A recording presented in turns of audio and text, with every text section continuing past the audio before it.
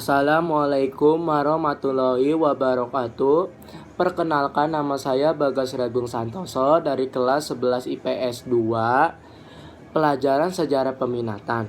Saya di sini akan mempresentasikan bab 9 tentang kesadaran berbangsa dan bernegara dan penegakan hak-hak bangsa. Pergerakan nasional. Pergerakan nasional itu dianggap sebagai konsep dari ide-ide, pikiran, motif, kesadaran, dan hal selalu dengan lingkungan yang nyata dan situasi yang sosio dan historis. Jadi pergerakan nasional itu dibagi menjadi dua, yaitu oleh faktor internal dan eksternal.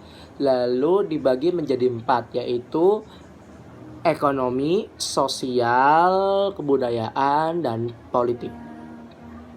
Ekonomi itu kebijakan-kebijakan yang dibuat oleh pemerintah kolonial sangat merugikan pribumi. Kalau sosial, pergerakan nasional dipandang sebagai proses sosial yang kemunculan tidak dapat dicegah dan berhenti jika kolonialismenya lenyap. Lalu ada kebudayaan. Kebudayaan itu golongan konservatif yang berpendapatkan kebudayaan lama atau asli harus menjadi dasar untuk menghimpun seluruh rakyat dan golongan yang progresif. Lalu ada politik. Politik ini kebijakan-kebijakan yang dibuat oleh pemerintah kolonial yang sangat merugikan pribumi karena hanya ditujukan oleh kepentingan kolonial. Lalu ada periode dan strategi organisasi pergerakan. Organisasi moderat dan kooperatif. 1. Budi Utomo.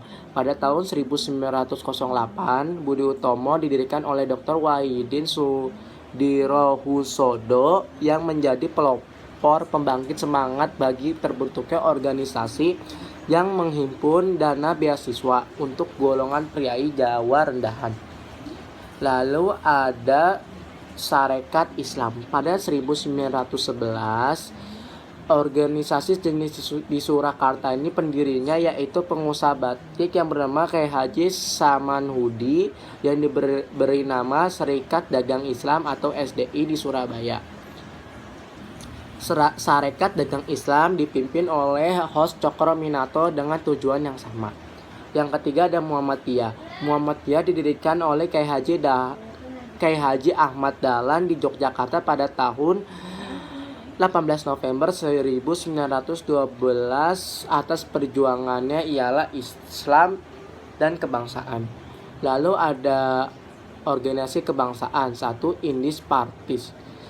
Pada 1911 lahir sebuah partai politik yang diberi nama Indis Partis atau Partai India. Pendirinya adalah seorang Indo-Eropa yang radikal bernama F.E. Dosdecker atau Setiabudi pada tahun 1979 sampai 1950. Lalu ada Gerakan Pemuda. Gerakan Pemuda ini pertama kali dilahir di Indonesia adalah Trikoro Darmo. Gerakan ini didirikan di Jakarta dipimpin oleh beberapa tokoh muda seperti Dr. R. Satiman, Wiryo Sajojo, Kadarman, dan Sunardi. 3. Gerakan Perempuan. Dalam Kongres Perempuan Indonesia 1 yang berlangsung di Yogyakarta pada tanggal 25 sampai 28 Desember 1928. Perkumpulan perempuan ini disepakati mendirikan sebuah federasi diberi nama Perserikatan Perempuan Indonesia atau PPI yang diketuai oleh Nyonya Sukanto. Periode radikal. 1. Perhimpunan Indonesia. Organisasi ini didirikan oleh Belanda pada tahun 1908 oleh para mahasiswa yang belajar di sana.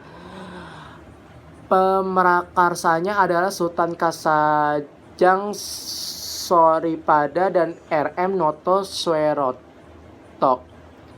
2. Partai Komunis Indonesia. Pada 23 Mei 1923, nama Perserikatan Komunis India diganti lagi menjadi Partai Komunis India pada tahun 1924. Partai Komunis India menjadi Partai Komunis Indonesia. Yang ketiga ada Partai Nasional Indonesia. Perkumpulan Perserikatan Nasional Indonesia pada tahun 1927 dengan Soekarno sebagai ketuanya.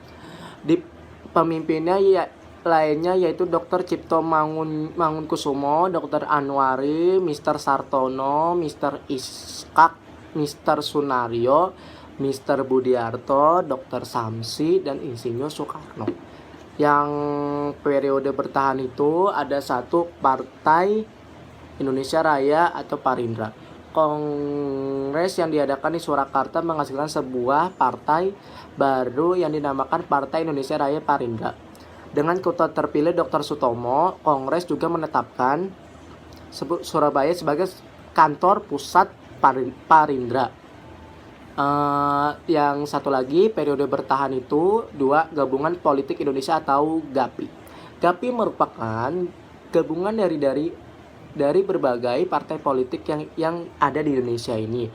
Organisasi ini didirikan oleh Muhammad Husin Tamrin pada 21 Mei tahun 1939.